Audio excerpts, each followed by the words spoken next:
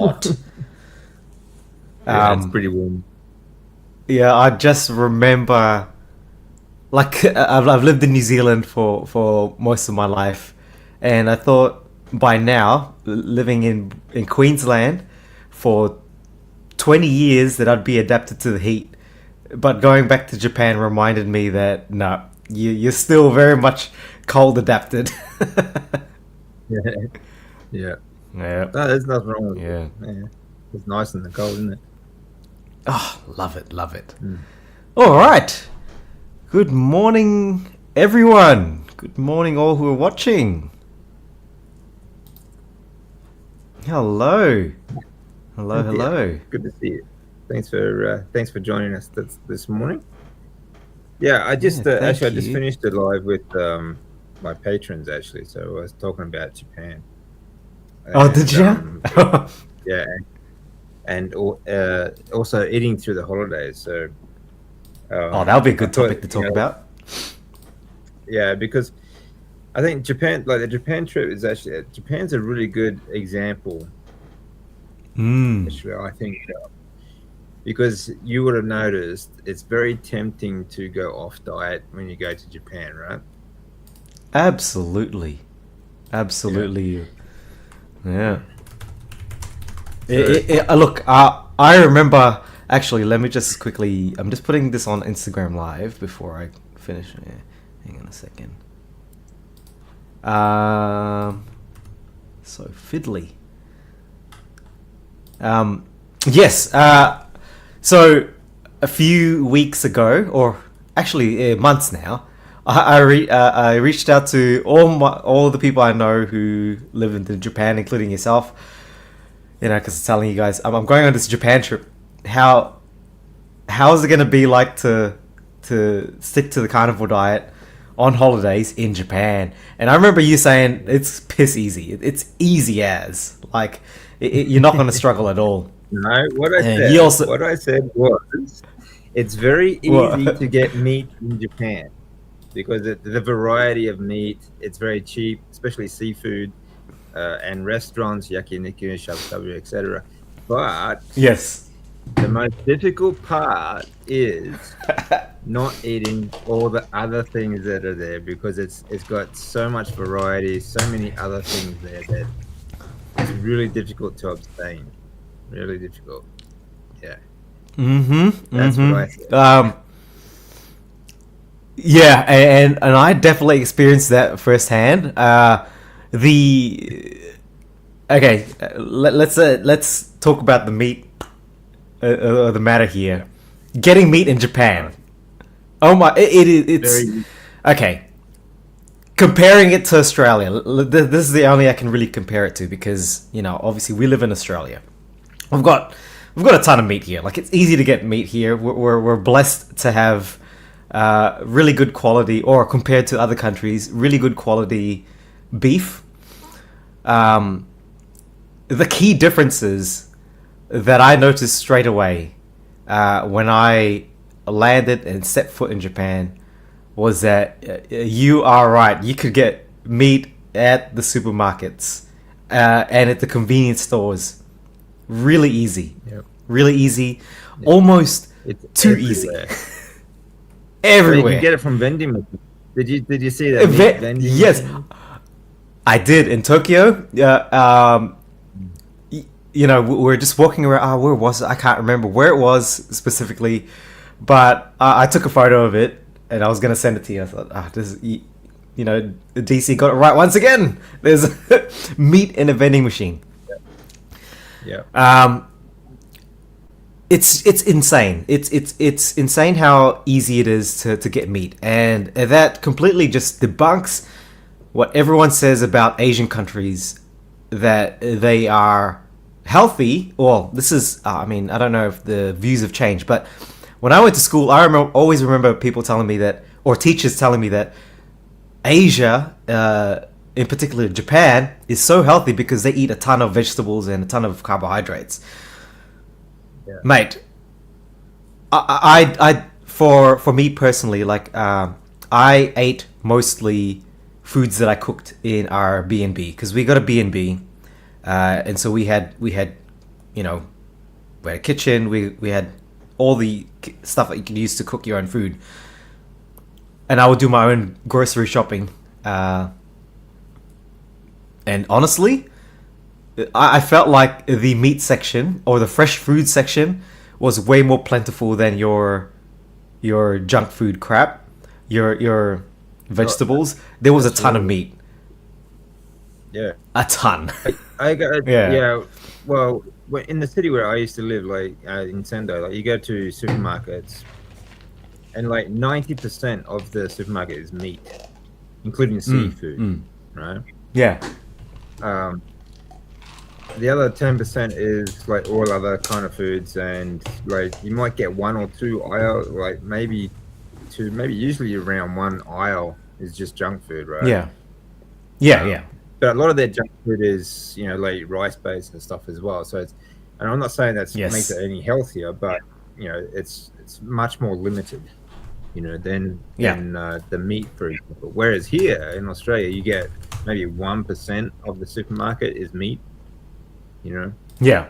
So it's just such a difference, such a contrast, you know. Huge. And of course, like that doesn't mean that. I mean, there's a number of issues that, you know, other things that goes on in Japan though too. But yeah. You know, even like you go to a restaurant, I find it actually cheaper sometimes to eat out than it is to eat in. Like you go to a yakiniku restaurant or shabu shabu and places like that. Yes. Where it's like all you can eat for like, you know, a couple of hours. It's absolutely phenomenal. It's incredible.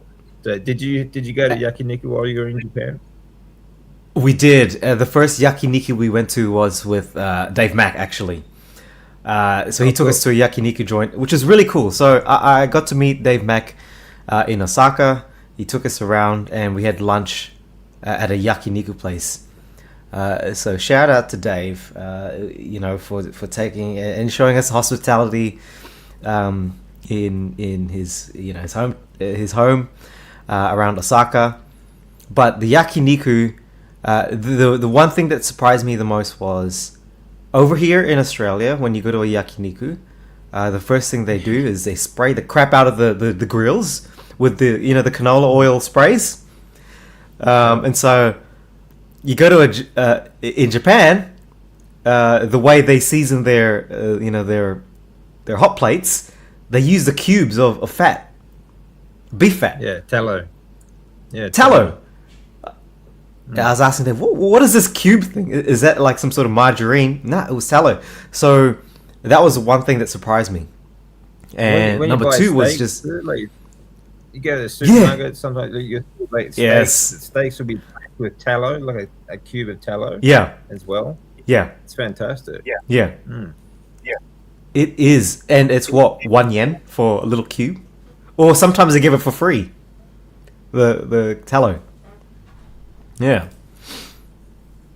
I think, you know, it's almost too easy just to get meat in Japan. But I want to say as well that the meat in Japan is, you know, they don't stinge out on the fat. They keep the fat on. It's not just the marbling. I'm not just talking about the wagyu, you know, the deep marbling of the beef. Like you can get wagyu beef in your supermarkets, which you cannot get here in Australia. But any other cheap cuts, they're not trimming out the fat. It's the fat's there. Like they're not stinging out. Yeah, I mean, they love marbled meat and stuff like that. But I mean, they even give you like some supermarkets, so like they'll actually have one corner where they actually just give you can go and just collect the fat as well. They give it to you for free. Oh, really? Right? It's just it's really cool. Like yeah. Not far from where I used to live, or you know, my family lived there. There's one particular supermarket that has a butcher there as well, and yes. They'll just have a tray. They'll have big trays of fat that just let you have for free. But 95% of the supermarket is all meat, just meat. Yeah. You know. Yeah. It really is fantastic. You know, quite cheap too. Certainly on level with Australia's prices. In fact, some places you can get Australian beef cheaper in Japan than you can in Australia. Yes. Yes. Yep. I mean, what the hell is that was in the super. You know, like, I know. it's bullshit. It's crazy. I You know. there was they had this in the supermarket that was close to our B&B. Yeah, but they've even got the, it says there Australian beef, and they got the Australian flag in it, and I'm computing it. It's like it was cheap as it was like 2,000 yen for, I can't remember how much, but it would fill me up, and I thought, hang on a second, these aren't the same prices that we pay for in Australia. What are we doing? Right. What's Australia doing? Yeah. I got a photo there if you want alright. to show 'em. Oh, let's have a look. That's Can how you they zoom? like to eat their meat. Huh? Let's zoom. Very fatty. That okay, so that's 1,700 yen for just in calculation. That's $17. $17 Australian for a steak, Yeah. a marbled steak, which would probably cost you how much here? Like $50. Yeah, that's wagyu. Like that's wagyu, so it's be quite Yeah. expensive. Really Yeah. expensive. Very Mm-mm. expensive. And what else did you show there? You had some other cuts of. Oh, I did some other packs here. I've already closed it, but yeah, they're Yeah, that's right. I mean, that's the way they like to buy it. That's the way that they like it, very, very fatty. When I was younger and stupid, I used to hate that. It's like I had to, either buy it and then cut the fat off it, or, try and find the Yeah. lean cuts. Crazy. Mm. But now it's fantastic. Like it's very fatty meat, all very, very good quality. And like I said, they'll give you tallow and they'll give you the fat for free, and it's so cool, so cool. But And also the freshness of it too. It's actually I don't know. It's just my yeah. I noticed that comparing to Australian supermarkets, like we're just talking, like supermarket and not butcher cuts, because butchers here aren't too bad, but the supermarket itself, the meat quality that you get, it's almost off by the time you buy it from the shelves. Over in Japan, pretty much. I just felt like every time I bought meat, I felt like it tasted, it was almost snap fresh. It felt like it. I don't know, just my observation. Well, there's a reason for that though, because a large part of the population eat meat raw, and they also eat Yes. eggs raw, so that the shelf life is much shorter. They have a use by date, like eggs will have like a 5 to 10 day sort of use by date, and they have a high turnover because a large portion of people will eat the eggs raw, for example, and same with the meat. Yeah. So that's why they don't they don't have a long use by date like we do here. Did you notice, like when you go into a supermarket though, the seafood doesn't have that like here in Australia. Smell. Like the smell is toxic. It's like it's just rotting seafood.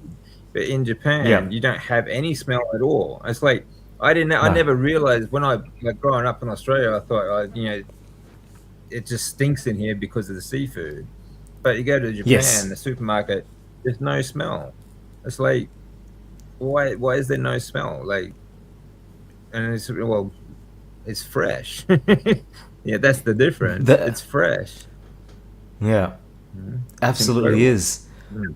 And the use by dates as well. Like, they don't, over here, like when you buy seafood or even meat, like they've got a long use by date, so it stays in the shelf for a lot longer as well if it doesn't get bought.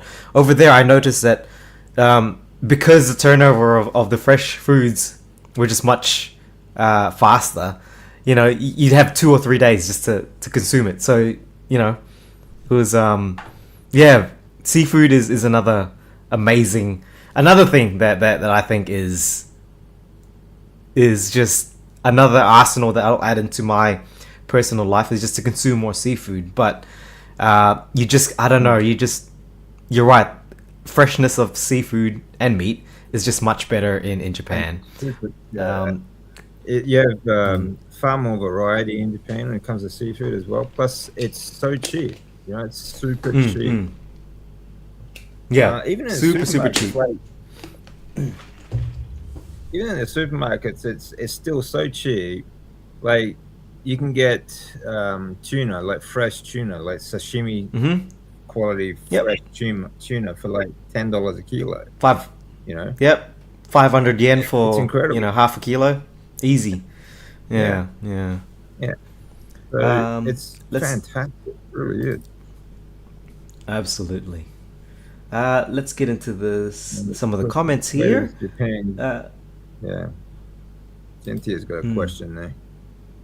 Yeah. Oh, where is that? Where does Japan get their meat? Is it domestic? Is it domestic? They ship it in. They have. Yeah, we get a lot from Argentina and such. Well, they do have a large variety of shipped-in meat, but they also have their own domestic meat. So, for example, where I lived, it was Sendai beef, for example, is very famous. But you'll usually find that the domestic beef in Japan is more expensive and is usually prized more because it's also very heavily like Wagyu sort of style as well. Like I said, like you can get Australian beef there, but it's cheaper than in Australia. They also have a lot of American beef and from Brazil as well, and Argentina. But they have a large variety of imported meat, but they also very much prize their Japan quality and Japan's beef as well. So they're very pro made in Japan sort of stuff as well, you know. But there was recently. I just want to also state though, it's very difficult. The only difficulty about being like carnivore, for example, in Japan, is abstaining from everything else, because they have great quality variety of other food. Oh, actually, before I get into that, I just want to talk about a local butcher near where I live in Japan.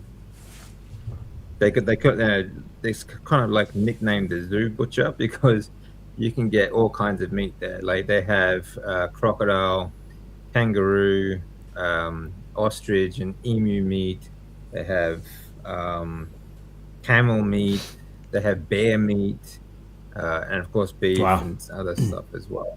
So like all kinds of stuff like you just wouldn't normally think of.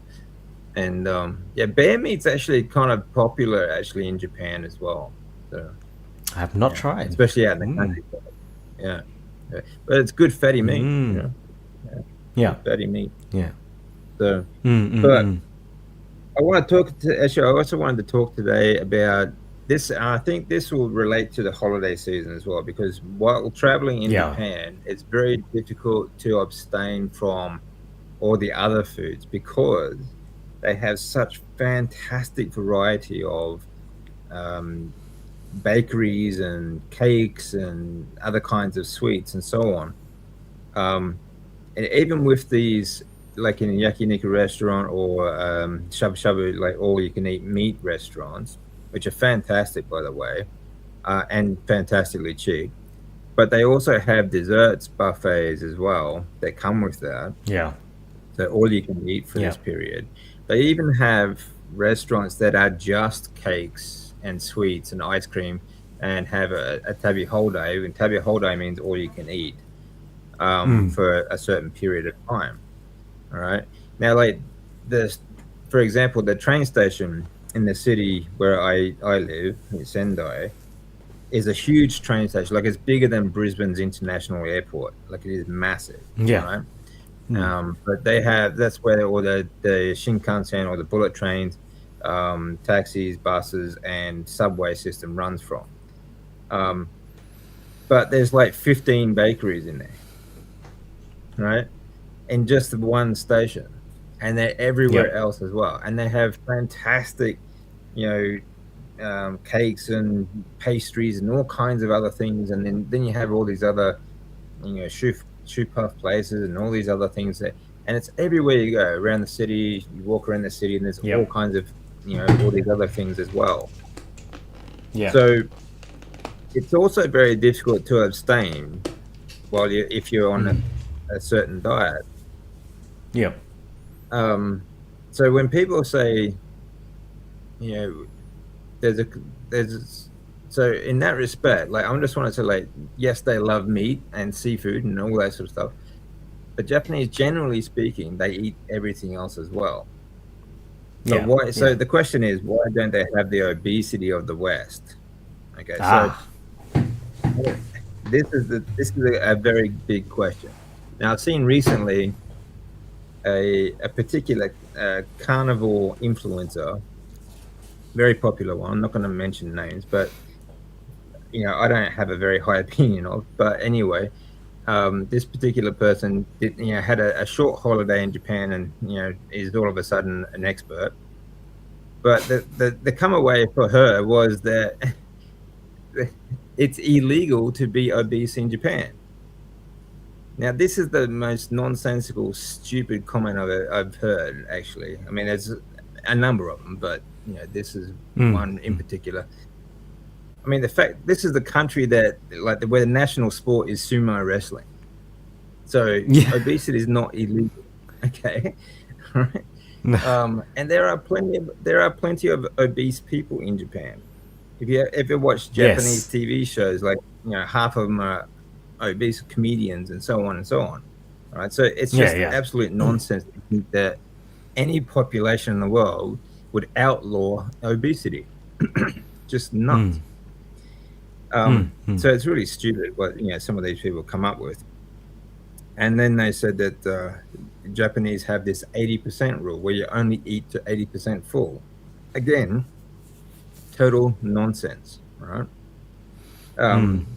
Japanese do say, though, that we have two stomachs. We have a meal stomach, because when you can eat till you're full, and then you have a dessert stomach, because even when you're full, you can always fit dessert. You can always fit ice cream or carbs and so on, right? And most people have experienced that. Even though you're full, you can still fit in some carbs, right? Some sugar. Yeah. There's always room for dessert. That's what they say. There's always room for dessert, right? But the thing is, I think that there's a number of reasons why they don't have the obesity of the West. Okay, for one, they're just a little bit behind us in the fact of, like, seed oils and highly processed foods and so on and so on. They don't have.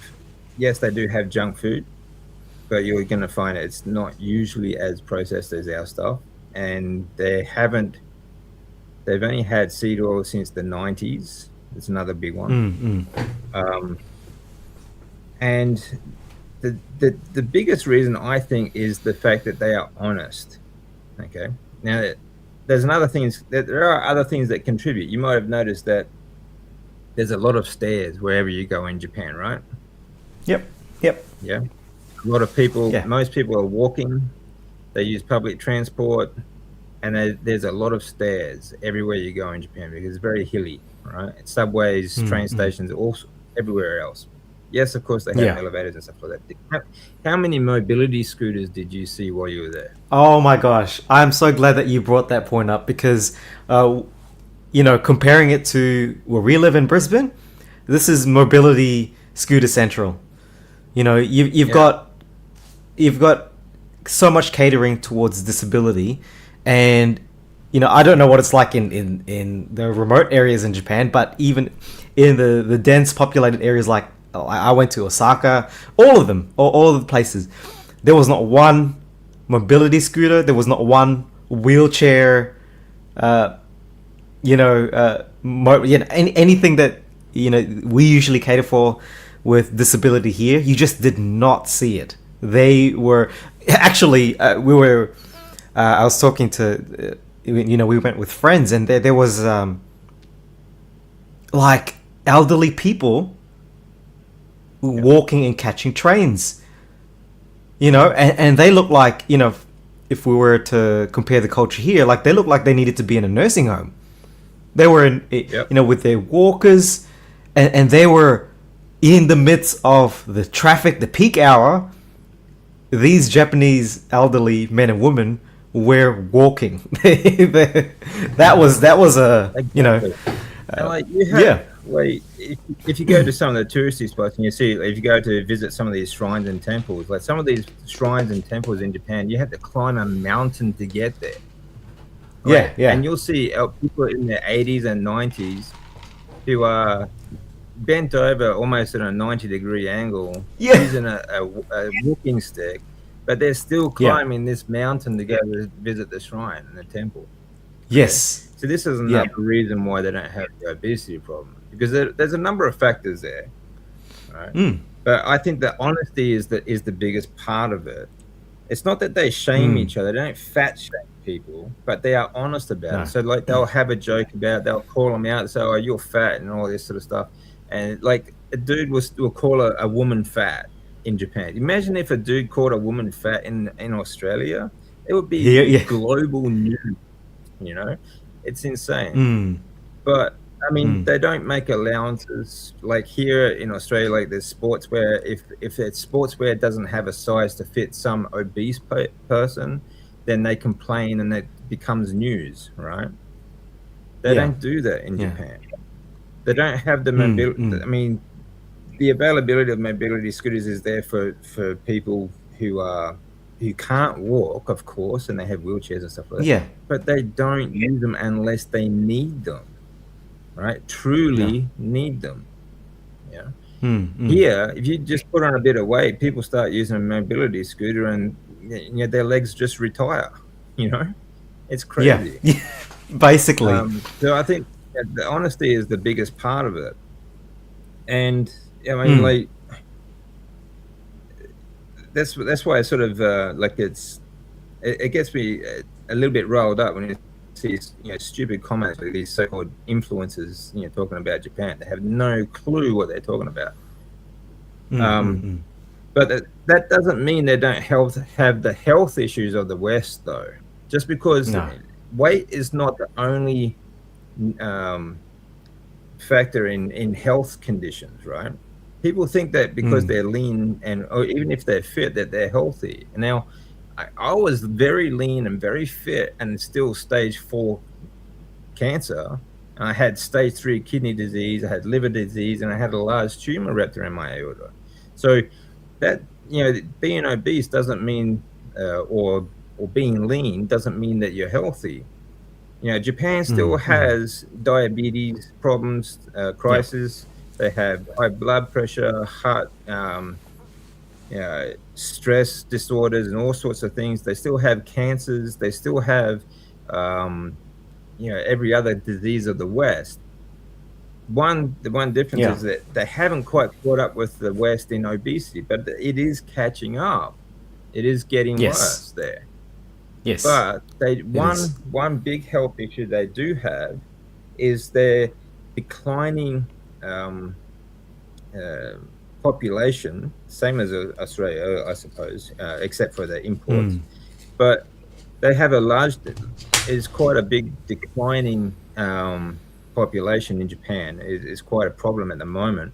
And I think it's largely due to the fact that they introduced seed oils and also after the Second War, because this has only been like since the last 100 years, all right? They introduced soy a lot, so they eat a lot of tofu and soy products like soy sauce and stuff like that. People think this is been a long time, but it's only been in the last 100 years or so. Now, the problem with that is that it is a very strong xenoestrogen. Okay. Yeah. So it lowers testosterone for a start.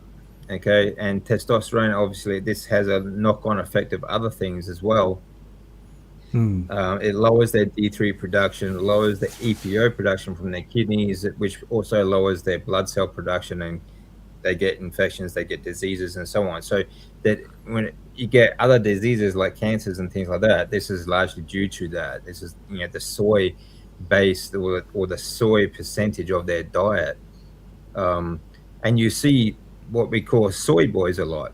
I don't know if you noticed, but there's a lot of Yes. very feminine boys there that, you know, a lot of them wear makeup just like women do. They wear fingernail polish and all sorts of things. And this is a recent, you know, this has gotten worse and worse and worse, especially in the last 2 decades.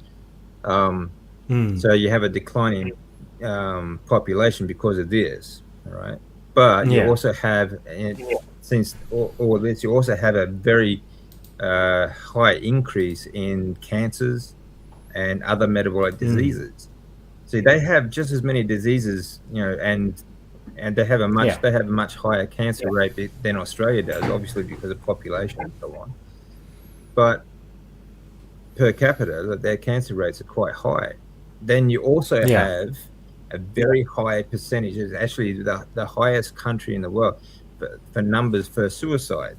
Okay, now this comes down to, you know, like stress, mental disorders, and things like that. Okay, which you know is obviously, this also comes down to what they are eating and lifestyle and so on. So whenever you get all these bullshit influences, except like, do what Japan does, eat like Japan does, and you'll be healthy, you'll be fit, and all this sort of BS, just because they don't have the obesity problem that the West does not mean it's going to make you healthy. And it certainly does not mean that whatever. I just think they're absolutely crazy. But when they tell you that, but you will have also seen that when they tell you that they don't eat meat, you've seen for yourself that's total bullshit. You know? Bullshit. It's everywhere, right? I think, but they know that everything else is in moderation. See, Japan's culture is very much about self-control, you know. And when I talk about hara breathing, like the Japanese samurai used to use hara breathing, like a true hara breathing. Okay, which I've done a couple of beginner videos, but true hara breathing, like into the lower belly, for example, but at the rate where the samurai used to put a feather under their nose, and for like 30 minutes, when they are breathing in and breathing out, that if that feather moves at all, they are dismissed. They're not ready for battle. So that's how much self-control these people are under. Like it's so ingrained in their culture, and I think that's a really cool thing, because it's there's also another traditional sort of part of their culture is called kaizen. It's about self-development and always progressing your self-development, right? Which I find very interesting. But when it comes down to their self-control, breathing for half an hour at a time, like without moving that feather from under their nose, like breathing in or out. Okay, that's how slow they breathe. That's how controlled they are. This is another very big part of being able to abstain or to moderate the intake of sweets and carbohydrates and so on. So you could for me, if I bought like a packet of chips or a packet of biscuits, I would eat the whole packet of biscuits in one day, sort of thing. But my wife, she's Japanese. She could eat a packet of biscuits and just eat one every couple of days. Like that packet of biscuits will last her a month, right? I can't do that. If it's there, I know it's there. That I'm going to eat it. Simple, So they're very good like that. Very, So I think it also comes with like the way that they eat as well. usually, I mean, I'm just thinking, I'm just comparing it now to other Asian cultures where when you have a meal, it's usually, you know, sort of in the dinner table, and everyone helps themselves, and you know, you're coming in with big plates, big, you know, big bowls, and you're digging in like a feast. Whereas in Japan, I noticed that Japanese I don't know got if this is what it's. a lot of little bowls. Yeah, Yeah. yeah, little A lot of bowls little plates. and They'll have yeah, one big plate, and that'll hold the meat, and then you'll have a small bowl for soup, a small bowl for rice, and a small bowl for whatever else they got yeah. there. But the main part will be for meat and so on. So just Yeah. there's a comment here. The boys are very pretty. It's a bit eerie. Yeah, Where is it? actually, Oh, wait, where are we? to prove that point, in 2015, Japanese scientists turned an all-male um, population of catfish into female, right? Simply by feeding them soy pellets.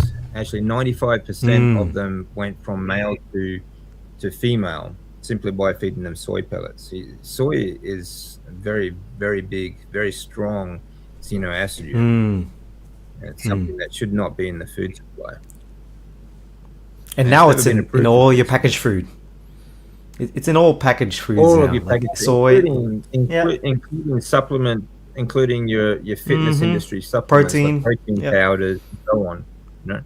It's in everything. Yeah. Yeah. Unfortunately, too, you can't get away with it. Yeah, it's in every, like even in meat. Like, I mean, obviously, you know, some of the feeds that you give to animals, it's going to contain soy, but when you go to places like, you know, yakiniku, ruminants. Yeah, that's right. It's yeah, not so bad you for know, ruminants. They can sort of filter that stuff out. But if you ever notice, like if you buy beef jerky, it'll say like it's soy enhanced protein. It's why would you need to enhance beef protein with soy, right? Yeah, exactly. And sauces and stuff and so on. Yeah. But to my point, like it's like traveling through Japan is a good example of like getting through the holidays as well. I think there's two ways of getting through the holidays when it comes to for one, I think if you want to stick to your diet, I think the best thing you can do is to stick to your routine. Okay, so like for me, I was doing my breath work first thing in the morning. It was snowing where I was, so I was sitting outside in shorts and t-shirt while it was snowing and doing my breath work. And that in itself, like keeping your routine, keeps you more motivated, because once you've got up, you've done a bit of cold therapy, then you do your breath work. Now the rest of the day, do you really want to screw that up by eating junk food? No, of course not. So it's the same as like if you get up and do your morning routine, whatever it is, whether you do some sprints or you go to the gym or whatever, and afterwards you don't feel like you want to ruin it all that work by eating junk food all through the day. So I think that's as long as it doesn't matter if you're traveling or whatever, you can still manage to do your routine, stick to that routine, and that will help you manage your diet throughout the rest while you're traveling as well. But having said that, I think don't be so hard on yourself either. If I know it's very difficult, you get together with holidays, friends and family, they're saying, "Oh, come on, live a little, eat this, and let's have some cake, or let's have some, some beers, or whatever it is." I think, okay, if you attempt it, if you want to eat that stuff, just do it. If you want to eat ice cream, just eat ice cream. I'm not a big believer in trying to find alternative recipes like carnivore ice cream or oh my god, this same influencer that said it's like it's illegal to be in Japan. Like this, she said she made what was called carnivore chocolate. Like, there's no such thing. No such thing at all. But if you want to eat it, just eat it, okay? And don't be so hard on yourself, all right? Don't be scared to put on weight. It's not the end of the world. It just means that you get back on the wagon after the holidays and I think it's a good opportunity to measure how you feel. Okay, like Mm-hmm. okay, you put on a bit of weight, you've eat this junk food, and how did that make you feel? You know, do you Mm. feel, Mm. you're gonna feel pretty crap. My guess is. Mm. Mm. And then when you get back into your routine and get back onto your diet, you're going to feel a lot better. And I think that Yeah. in itself can also be motivation to stick to that as well later on. So I think Yeah. there's two ways to look at it. If you want to stick to your diet, it's going to be much easier if you stick to your routines as well. So stick Yeah. to your morning routines, get up, do your, cold therapy, ice baths, or breath work, or exercises, whatever you do. And that's going to make you feel better about not eating the junk food through the day. But if you Mm. do eat the junk food through the day, well, don't be so hard on yourself. Don't worry about putting on weight. It's not the end of the world. And our weight fluctuates. We're going to put on weight every now and then, and Yep. we always get rid of it. So don't worry about it. It's easy to get rid of. Yeah. Right? Yeah. I think you nailed it. That's my The take on it. routine thing is very, the routine of things is very, is very important to remember that this is, we're all going to be in a long-term health journey. It's not, I think a lot of people have this mindset when it comes to diet, and I do blame a lot of it to mainstream fitness advice and the gym bros, as per se, that everything has to be perfect in a block. We all work in these little blocks of periods, or I've got 12 weeks to do this program and to be as strict as possible and whatnot. And so that sort of bleeds into the mentality of lifestyle. But at the end of the day, life is up and down. Life is going to be, you're going to have highs and lows. Consistency is not. This is not consistency. Consistency is this. So even if you do just a little bit this day and a lot this day, and then a little bit next day and then a lot this day, that's consistency. As long as you're doing something along the way, that's consistency. That's what life is. So you're going to have your ups and downs. You're going to have your weight fluctuations. You're going to have all sorts of things. You're going to have times where you go off your diet. You're going to have times where you get back on. Don't be scared of that. Don't be scared of that. Exactly. I mean, if you have a health issue like I did, then obviously you're going to have more motivation to stick to this for a longer period of time. But that doesn't mean that I'm not perfect either. Like there are times where I deviate. It's not a big issue, really. Yep. And I'm going to be completely honest. Like, okay, talking about navigating through holidays and, what even when you're traveling, how do you do it? I came into... So the way I did it was I came into a mindset. I'm going on holidays. I know that I am not going to have 100% control of what I put in my mouth or the environment around me. You do. You do. Well, you do have that 100% control, but you don't have to be that hard on yourself either. Well, okay, let me rephrase it. My mind is not going to be, the routine that I have or what I want to, the things around my environment is not always going to be what I 100% want, which is, obviously to be as strict and to be as routine as possible with my diet. I'm going to be put in an environment where I will have things that I just, my hunger cues are going to kick in, and shit, if I'm hungry and I've got no grass-fed ribeye steaks, I'm going to go for the next best thing.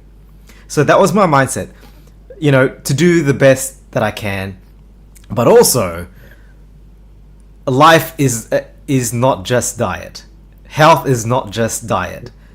There are other things in life that you can improve on and that you do a lot better. So there's always something that you can implement from your routine that can help you get through the environment that you're in. So I like how you bring up walking and the amount of exercise that you're doing. I'm not saying that you have to offset your bad diet with doing a lot more walking, but hey, I'm just gonna enjoy it, man, because you're out in the sun a lot more when you're walking in Japan. Okay, you're gonna be. You don't have the luxury of just always stopping by on your phone, or all these luxuries of just being able to, what's the word I'm looking for? Procrastinate. You're always on the move. You're talking to people. I'm spending more time with my family, which is a very important part of my health. So I'm improving those aspects of my health. It's not always just about being strict on diet or exercise. It's about the other little things that you've got to think about. Yeah. You have to be in the moment and appreciate the moment. And I think that's another great thing that I think breathwork teaches you, because you can't breathe in the past. You can't breathe in the future. You can only breathe in the now. So this is something that I like to, when I have a client and we're doing breathwork together, this is something I like to emphasize, is the fact that just be in that moment. Okay, breathe in that moment, live in that moment, right? And especially like I'm trying to. I was using that analogy that getting through the holidays, it's very difficult because of temptation. That's the same like in Japan, because of all the great food there, great sweets and cakes and bakeries and so on. But it's also about when you travel overseas, when you're in a different country, you also have that excitement where you want to try everything, and you want to try all these different things because you're in a different country, Yep. So sometimes I have that mindset. If I'm in a different country, for example, like it doesn't matter. The food I eat doesn't count because I'm in a different country. It's kind of just a fun game. I use that to sort of justify to myself I'm trying different foods. That's pretty much all it is. It's just a bit of fun.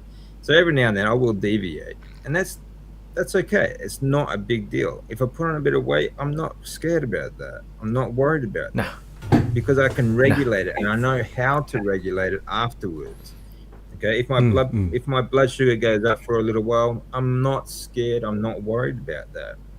Okay, even though I have a condition that relies on that, because I know that I can bring it back down. I know I can control it.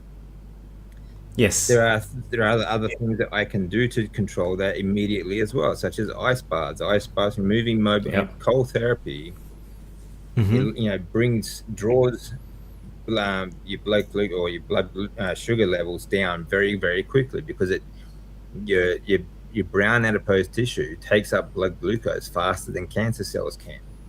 Okay, so there are tricks to doing these things as well. So even if you are going to eat a bit of junk food, okay, try a bit of cold therapy as well, because that will help you to control the blood sugar levels. All right. Yep. They use it on diabetics all the time, and now they're even starting to use it for cancer patients as well. Okay, so it works. It works very well. But the thing is, I think that the biggest thing is, like, don't be so hard on yourself. Consistency is about you're having ups and downs, waves, and don't be scared to put on a bit of weight. Don't be scared to try these things and do these things, and if it all depends on unless you want to live in a bubble. Yeah, it does. Yeah, depends on your goals. But if you want to live in a bubble and stay 100% strict carnivore, don't travel, don't hang out with friends and family, fine, do that. But do that. Yeah. I mean, to me that's. I mean, like, there are a couple of ways you can look at the holidays. Like, if you want to stick to your diet, it's much easier if you stick to your routine, even if you are traveling. Yes. So. Because you are more motivated to stick to your diet if you stick to your like exercise routine. Okay, so that makes it much easier. But even if you go off your diet, there are things that you can do, such as cold therapy, to help you manage it. But don't also just don't be so hard on yourself. Just you can, get back on the wagon afterwards. It's not that big a deal. Yeah, that's it. So what meats are I've, popular in Japan? Fish and beef, I'm assuming, but lamb or pork. Pork's very popular in Japan. Lamb, not as yeah. much. Lamb is probably the least. Mm, I think lamb is probably the least popular. yeah. Obviously, it's not seafood. They eat anything that's ever moved. Um, Yeah. actually, this was funny. Actually, another popular carnivore influencer came up with this great and just ridiculous analogy that was so funny. He said that there's a crab in Japan that um, developed its shell to look like a samurai face, like a face mask, samurai face mask, so that it wouldn't be eaten because, and quoting, because Japanese have such a high respect for samurai, they didn't eat anything that resembled a samurai. I mean, seriously, do you know how long it takes, like, for evolutionary processes that even like to change color or change shape of a cell? And how smart do you think a crab is?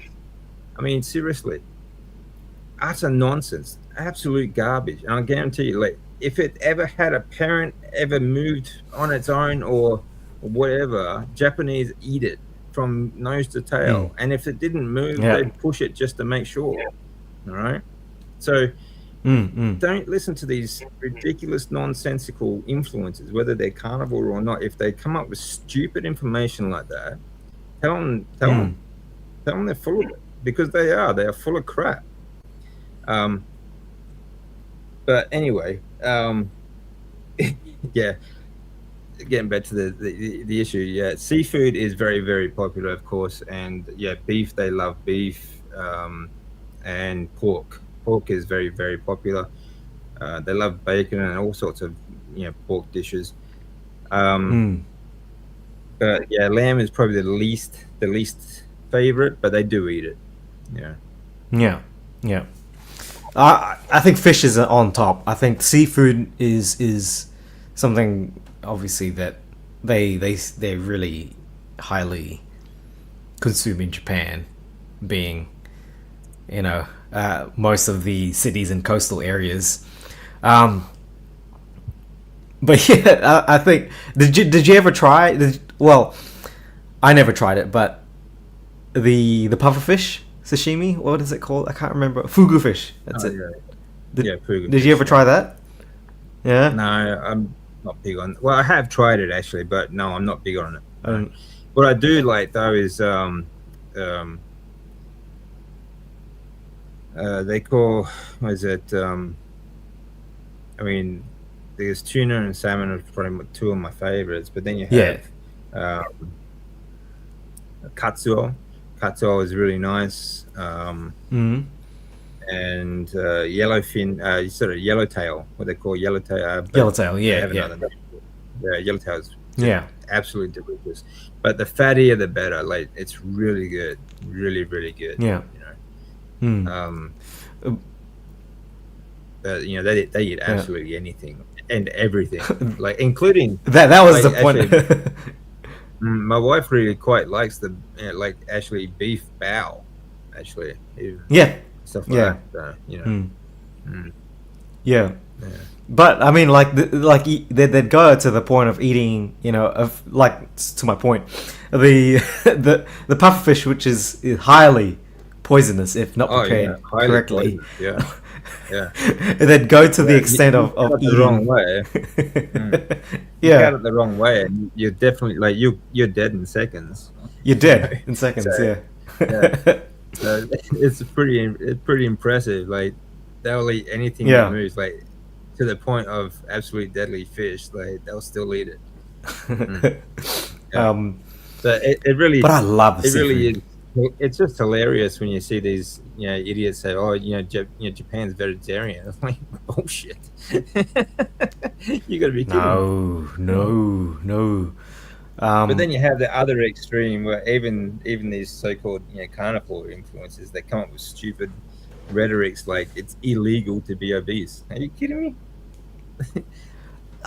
You know what, like, yeah, you do see a lot of, I mean, I'm just comparing the last time I went to Japan, 2020, I think, I can't remember, but, I mean, 6 years, 5 years later, I noticed that the obesity, just visual, I could just see that the Japanese people that I came in contact with, a lot of them were getting larger, so, I mean, yeah, I think You can nowhere tell by the fashion in as well. Like when yeah. I lived there, I've spent like 10 years I spent living there, and every year after that I get back to Japan as much as I can.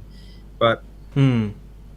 the fashion has gone from very like skinny to very baggy, and I used to I could never find sizes in Japan. When I was like I literally even like an XL size shirt, I've literally torn the Hmm. back, like the middle of the back of them out, right? Yeah. But now, I used to have to get like 4 times XL sometimes, depending on where I Hmm. was. But now I can get like an L size, Yeah. and Yeah. it fits quite well. So like you can see, like the sizes in clothes have actually gone up a lot too. Yeah. The catering I now mean, not for the everywhere, larger. but Hmm. they're starting to cater Hmm. for larger sizes. Yeah. Um, Hmm. but you can see like this, they are actually catching up in the obesity. I mean, it's going to take a long time for Japan to do it because again, I think that the biggest part is that they are honest about it. You know, Yes. um, Yeah. yeah, you do see. I mean, I've seen bakeries. Even bakeries have a tabi hodai now in Sendai. Like Oh tabi, wow. sorry, Oh okay. yeah, a tabi hodai means that all you can eat for a certain period of time. Like that, this bakery had a tabi hodai for I think it was like 3 hours. And it only Yeah. cost $10. Like $10, all you Yeah. can eat bread, like pastries and breads for $10. You know. Hmm. Um, Crazy. Crazy. So yeah, obesity will catch up, but it's just taking time Yeah. because they're just a little bit behind us in that respect.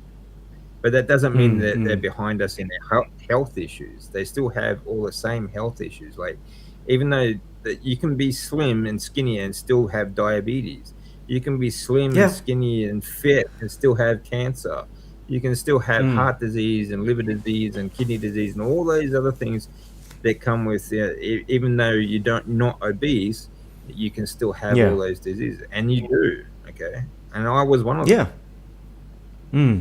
And you notice too, they have a lot of these, going into lifestyle as well. They have other, I guess, modalities that they look at. For example, the cold therapy, obviously you get from the weather itself in the wintertime. Like you are exposed to cold air and whatnot. But Yeah, also, you've got the onsens, the saunas, the yeah, I didn't realize yeah. how See, popular it they was. love that stuff. Really Oh yeah, popular. it's incredibly popular, especially in winter, but Mm. even in Yeah. summer. Onsen hot springs are very very popular. See, traditionally they've always looked at onsens and onsen areas as healing waters, and you can even Yes. Yeah. get um, so like they used to use it for wound healing, even for like cleaning Mm. out a wound or and like a Mm-hmm. knife after a battle or any kind of injury really. But they've used Mm. onsens traditionally for healing places, and now they use them. I mean, most people they try and I mean Japanese they love it. They go to onsens all the time. Mm. And you can even buy, to get bottles of water. You can even buy bottled onsen water to drink because they quite Yeah. often drink the water as well because it's full of nutrients. It's full of Yeah. Yeah. electrolytes and all Minerals. sorts of Yeah. other things. Minerals, yeah, sorry, that's the word I was looking for. They're Mm. full of minerals and so on. Mm. Mm. Mm. And again, yes, these are other modalities they have. Plus, it gets very cold, and I mean, when I was staying there for 3 weeks, I was staying with a Japanese family, my in-laws, and literally, Mm. like their house is actually colder inside than it is outside. So the whole I time I was noticed that. there, Yeah. yeah, the whole time I was there, I pretty much I was doing cold therapy, you know. Yeah. Um, I mean, literally, Crazy. it was colder inside than outside, and like outside was Yeah. snowing some days. Oh, So, really? you You know, got the snow? yeah, yeah, just a little bit. Oh, But awesome. so they had that, and they have the cold therapy, they have the onsens, they have the walking. So this is part of their lifestyle, and I think, and Yeah. older generation, and even the younger generation are joining them. It's traditional, like it's part of their culture. Also, is to go to the park and do exercise. And you might have Yes. noticed that, like on weekends especially, the parks are full of families. Yes. Like family Yes. unit, they all Yep. go to the park, they play games, and the parks are full of people. It's fantastic to see. Yes. Yep. Yep. They're very active. They're very, very active. And even people into their 90s, I've seen people, like when I was going to the gym in Japan, I've seen people in their Mm. 80s and 90s at the gym. Okay. They're, they're just incredibly active people that have always been active, discipline, self Mm. control, other modalities like walking, and they've always been very active, and they stay active throughout their whole life in general. Yeah. And I'm not saying all of them are like that, because they're No. No. not. No. Not all of them are, No. and especially the younger generation, it's getting less and less. But Yeah. like for an example, my father-in-law, doesn't matter what the weather's like, unless it's like really heavy rain. But no matter what the season, no matter what the weather, every morning he gets up at 5 o'clock in the morning. He does a 2 hour walk around the city, very full, very fast pace, at a pace that is difficult for me to keep up. Okay, he's 73, and then Yeah. he meets a group at the local park. They do an exercise class together for the morning wake up, and then he walks home Yeah. again. He's incredible. Yeah. He does that every Yeah. single day. Right? Yeah. So these are Yeah. it's the lifestyle as well, Yeah. Yeah. very much. You Anyway, can let's get clearly to see this that. question. Yeah. Yeah. All right. Let's get to this Sorry, question. you can say. Off topic, but what would you say is the number one upper back exercise? I'm really concentrating on strengthening that area. Upper back exercises, brother. What's Okay, well, there's a number of that. Now, there's a lot of muscles up in the upper back. Okay, so the trapezius muscle, okay, is a very large muscle. It goes like from the upper trapezius up here. Most people when they do a shoulder workout. So from the inserts up the back of the skull, goes down across the shoulders. But that trapezius muscle goes all the way back down your spine, right? Then you've got, of course, your lats, your outer lats, and so on. Then you've got your rhomboid muscles that actually keep your scapula together. Okay, so like the scapula, like the big blades, bones in behind your shoulders there. But the muscles that actually keep them back, give you a good posture, like your rhomboid muscles. But then on either side of your spine, you've got the erector spinae group. Okay, so in particular, like upper back, if say things like reverse flies, okay, for example. So like if there are machines where you can do with that, your arms are pretty straight, where you do it, and that sort of targets the rear deltoid, but it also incorporates the rhomboids that help you keep that scapula together. And if the bigger those muscles are too, then obviously the further away your scapula is going to be, it's going to give you that more of a V shape as well. It's going to contribute anyway, and it's going to give you better posture. But if you're going to do it on cables, for example, I think that if you have straight arm, for example, that's going to be more of a tricep workout as well as the rear deltoid, because you're using your triceps to keep your arms straight. So bend your arms a little bit and do it that way. Okay, you get more stretch on your chest. Okay, but you get more contraction and range of motion on your rhomboid area and upper back. All right, so go that way. But upper lats, okay, like pull-ups. If you're up to doing pull-ups, pull-ups are fantastic because they incorporate a large number of muscles. Okay, especially in your upper back, your biceps, your shoulders, your forearms. Okay, for grip strength. If you can't do pull-ups, lat pull down. I think that the best way to do this is if you're going to do lat pull down, for example, or pull-ups, keep your hands about shoulder, just outside shoulder width. Okay, so just on the other side of your shoulders, and pull straight down. Keep your elbows into your pull your elbows in. Okay, so you're pulling the bar down to your chest. Okay, and that's a full pull-up. If you're going to do it in a pull-up, you tuck your elbows in, and that'll give you a higher pull-ups. Okay, it's where the bar is across your chest. Okay, that's a full pull-up. But that's a calisthenic sort of gymnastic sort of movement. Sort of you don't. I mean, if you want to just grow your lats, for example, you can change the angle and only do, say, what we call like a half pull-up sort of thing. And that's going to really target the lats, as long as if you're on a back angle sort of thing like that as well. And Big Jonathan, he'd have some great back exercises for you as well. I like seated rows as well. If seated rows are fantastic, and I think as long as you do a good full range of motion as well. So if you have a really good stretch where you stretch out your scapula, and then pull your shoulders back, and then with a straight back, sit back upright and pull the bar to your chest. Okay, again, tuck those elbows in and pull it straight to your chest. So there's a number of great back exercises. Even push-ups are a good back exercise. Even though you're predominantly using chest and shoulders and triceps, you still get a good activation in your back from push-ups. And again, you can change the angle to increase that load as well. So, or if you can't do a pull-up, for example, you can do what they call Aussie pull-ups, like Australian pull-ups, where your feet are on the ground and you're on an angle.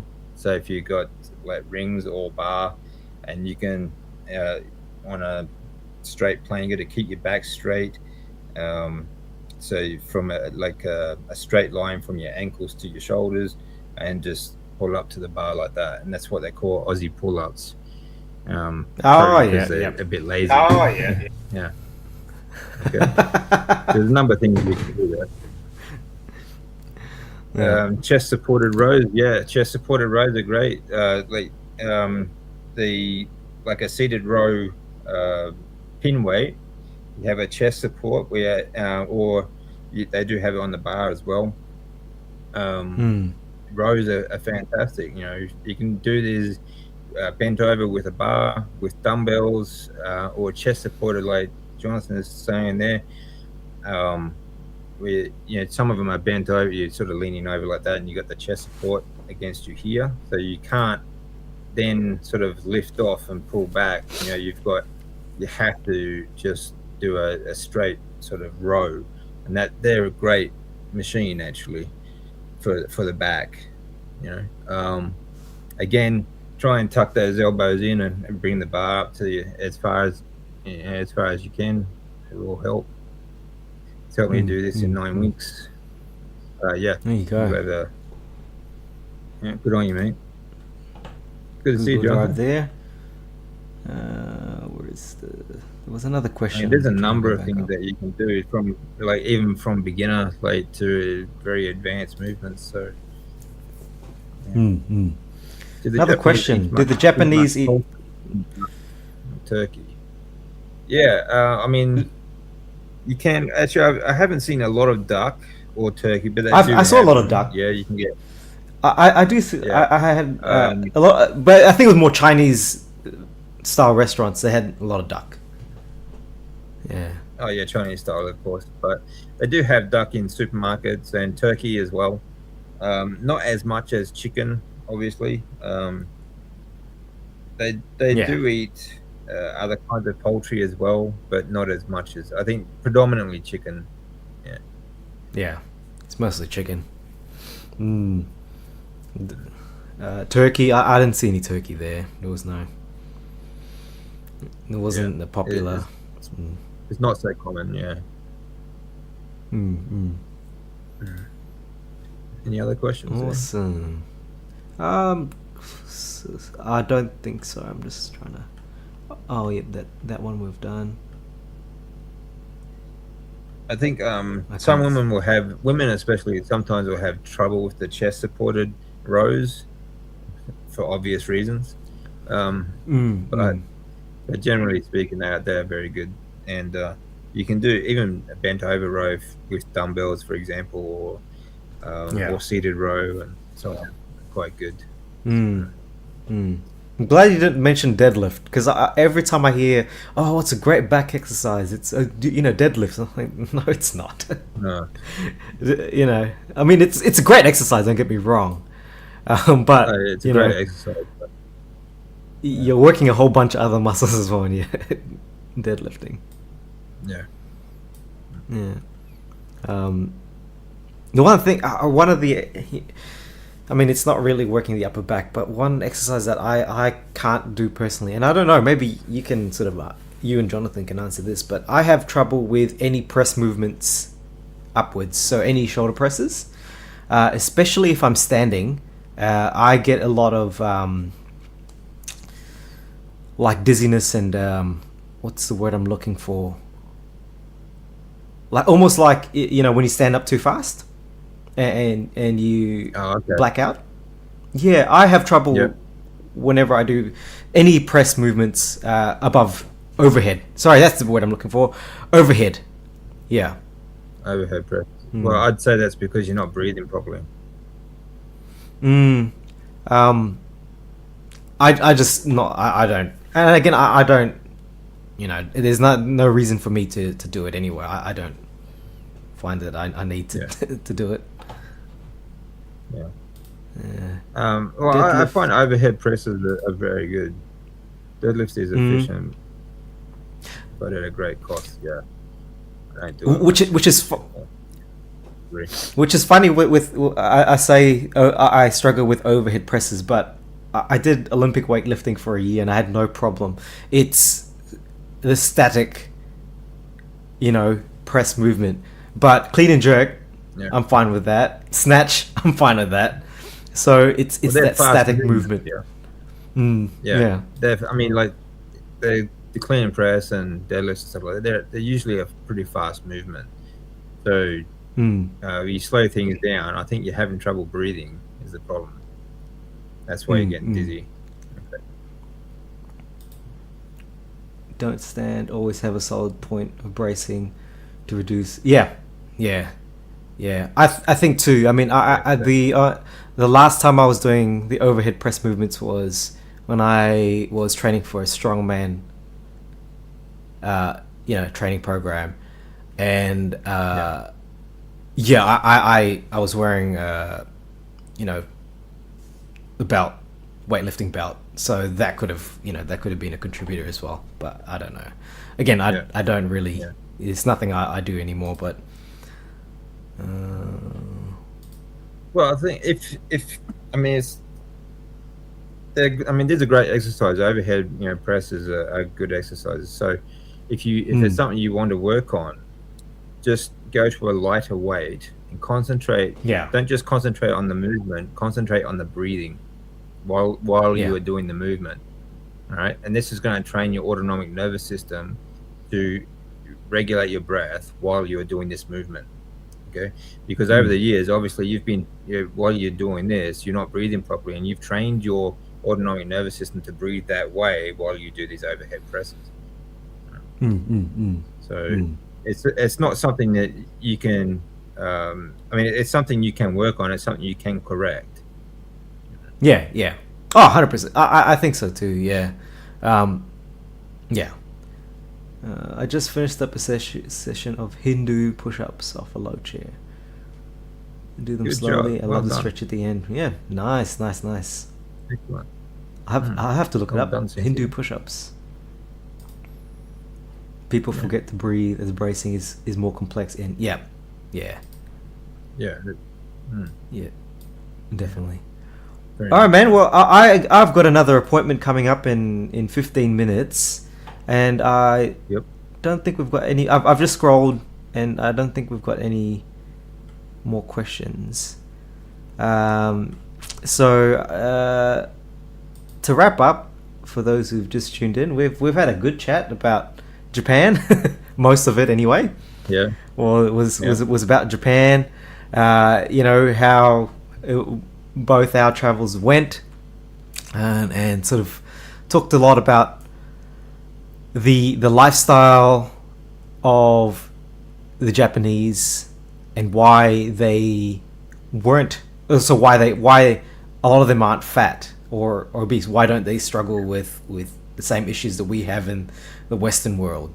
But that's also not to say that they are, you know, free from or immune to a lot of the health issues that we have in other societies. They absolutely do have health issues, and it is again, unfortunately, getting worse even in Yeah. Japan.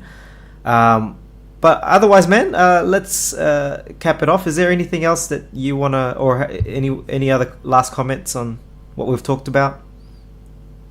No, I'm pretty good. I think it's a good, like I said before. I think it's a good example of like traveling is a good example of how to get through the holidays as well.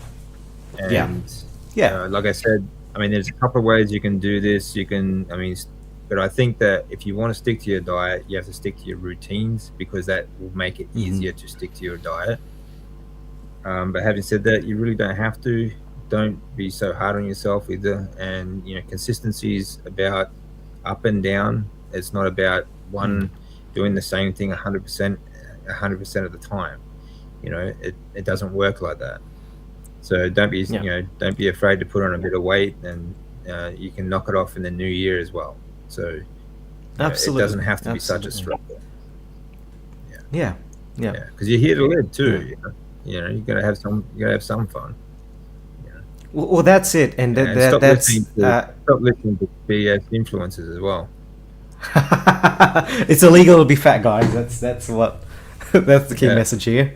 And seriously, what kind of country would make it illegal to be obese? Seriously. Yeah. Oh, and I wonder how many citizens would be in that sort of space. But oh god, yeah. To add on to that, DC, I think just also remember that health isn't just a tunnel-minded view of just diet. Like you've got to think about other aspects of your health, like your emotional, your psychological. It's not just diet, and I think sometimes we can get caught up in our echo chambers of Yes, I've got to be very perfect much. in this. There are other things in life that you need to live your life. I'm gonna be completely honest. I did not stick to my diet while I was in Japan, and I'm okay with it. I'm cool That's very because you good. know what? I got back here, and Very good. I'm strict kind of. I'm back to it.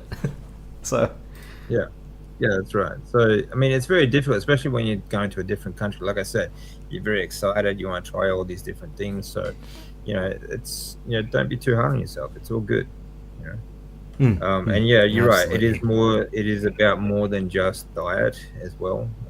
There are lifestyle factors and so on. And that's something Yes. I like to emphasize a lot. Okay, cold therapy and breath work and walking even. I mean, sunlight and grounding. Just there's so much more that you need to think about as well. Anyway. Anyway, guys, Yeah. I really appreciate you all joining us. Thank you all very much, and we'll talk to you very soon. I hope everyone has a great holiday season. Merry Christmas to all.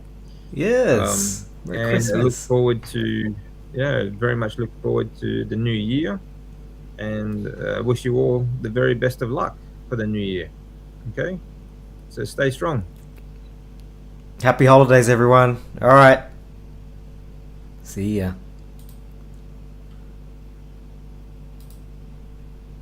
Oh. End stream.